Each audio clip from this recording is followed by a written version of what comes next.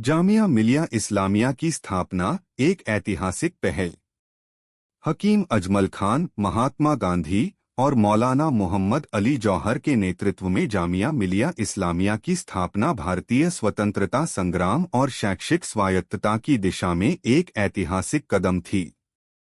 यह घटना भारतीय शिक्षा प्रणाली और राष्ट्रीय आंदोलन के संदर्भ में महत्वपूर्ण थी, क्योंकि इसका उद्देश्य ब्रिटिश शासन के प्रभाव से स्वतंत्र एक ऐसी शिक्षा प्रणाली स्थापित करना था जो भारतीय संस्कृति, परंपराओं और राष्ट्रीयता को बढ़ावा दे।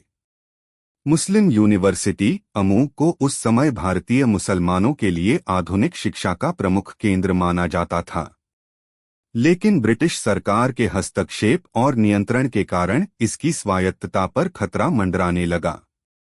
ब्रिटिश नीति, जो विभाजन और शासन की मानसिकता पर आधारित थी, ने अमू को भी प्रभावित किया। यह हस्तक्षेप उन शिक्षाविदों और नेताओं के लिए अस्वीकार्य था जो शिक्षा को राष्ट्रीय पुनर्जागरण का आधार मानते थे।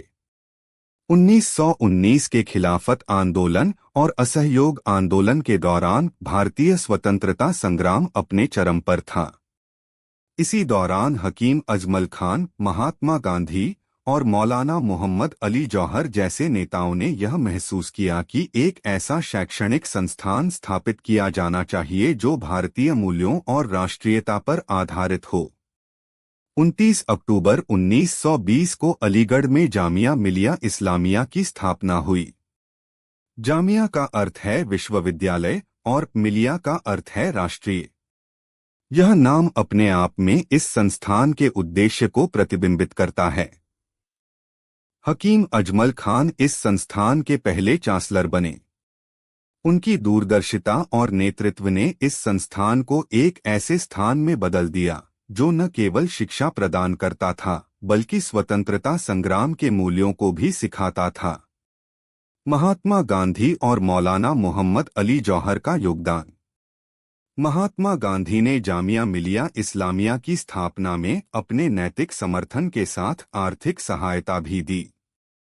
गांधी जी ने इसे स्वदेशी शिक्षा का मंदिर कहा और इसे भारत के लिए स्वतंत्र और स्वायत्त शिक्षा प्रणाली का प्रतीक बताया।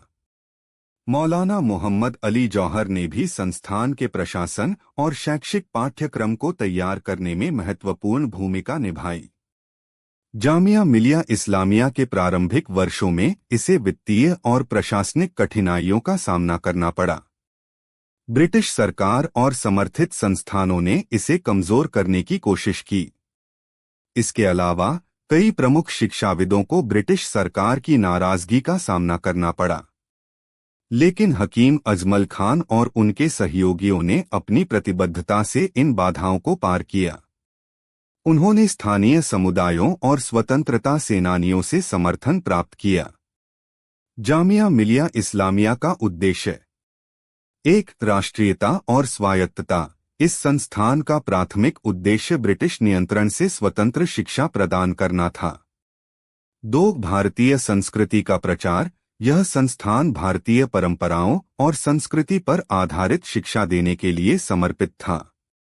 3, स्वदेशी आंदोलन को बढ़ावा। जामिया मिलिया इस्लामिया स्वदेशी आंदोलन का एक अभिन्न हिस्सा था, जहां शिक्षा को स्वतंत्रता संग्राम के साथ जोड़ा गया। परिणाम और विरासत।